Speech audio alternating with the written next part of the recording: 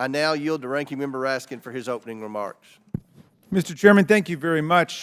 Today our colleagues are using their first full committee hearing of the year to distract from the depressing reality that they failed to bring forward even a single piece of serious bipartisan legislation, much less a bipartisan bill to improve our immigration system and confront our major challenges on the southern border.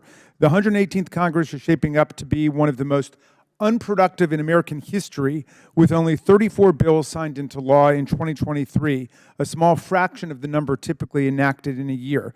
They simply have no program for America and just operate at the beck and call of Donald Trump. It's become obvious that Trump's party doesn't want immigration solutions at the border. They want immigration problems to run against.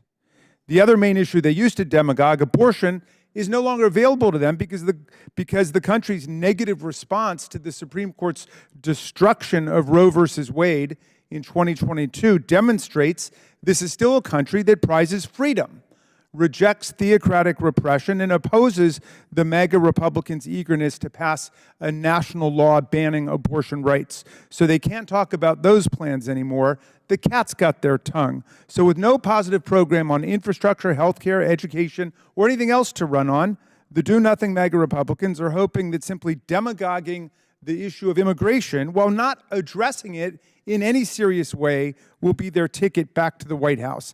Then Trump can resume the real work that he wants to accomplish, pocketing for himself and his family tens of millions or billions of dollars from foreign governments like Communist China and the murderous monarchs of Saudi Arabia, the United Arab Emirates, and Qatar, and so on.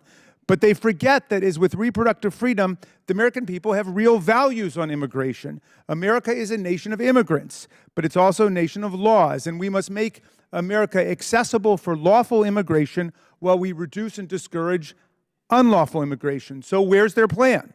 The immigration system has been broken for decades. We know that migration surges are provoked by economic and social crisis, war, violence, lack of opportunity, and natural disasters, rather than the specific immigration policies of any particular administration. As we'll hear from our expert witness today from the Cato Institute, scholars across the spectrum have found evidence that it is the strength of our country's labor market, coupled with inadequate pathways to legal migration, that are the domestic factors that best explain the immigration surges that we see. So if we have a record high jobs rate, as we do under President Biden, 4% for 2 years, and a great demand for workers in the country, but far too few legal options for entry to the country, we will be dealing with a lot of unlawful entry. The difficult challenges posed by immigration require comprehensive policy solutions, and that's what Democrats have advanced. On his first day in office, President Biden sent Congress the U.S. Citizenship Act, a strong immigration reform proposal that would modernize and invest in greater border security, expand lawful pathways to immigration and citizenship, address immigrant visa backlogs, and combat the underlying conditions that fuel migration in the first place. Biden has acted to strengthen the American immigration system and enforcement of our border security laws. He ordered the hiring of 300 additional Border Patrol agents, the first hiring increase of such agents in more than a decade which included the big-talking and wall-obsessed Trump administration. The Biden-Harris team is also engaged in coordinated efforts to thwart fentanyl trafficking by making more illicit fentanyl-related arrests in the last 2 years than in the prior 5 years combined. The administration also ended the gratuitously inhumane and failed policies of the Trump administration, including the cruel separation of immigrant families at the southwest border. The administration repaired and expanded lawful immigration pathways through newly established parole processes and increased refugee admissions. It also made historic investments to strengthen enforcement and reduce unlawful border crossings. And the administration is addressing the underlying causes of undocumented migration by engaging in global efforts with our international partners.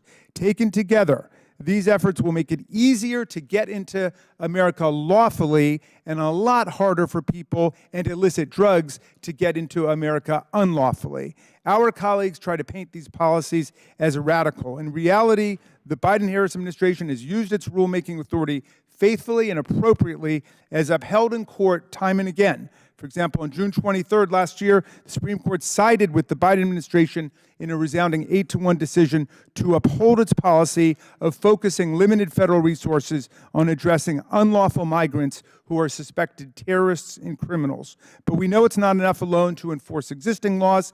Congress must reform our immigration system and provide adequate resources to support it.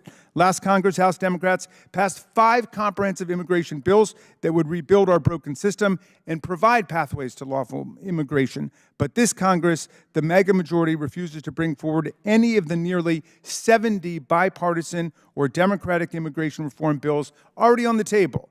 Instead of engaging meaningfully on these proposals or approving President Biden's requests for robust border security funding, MAGA Republicans have put forth proposals that range from cruel and unworkable, such as their Child Deportation Act, to nonsensical and strange, such as their proposals to defund the Department of Homeland Security and slash the Secretary's salary to $1.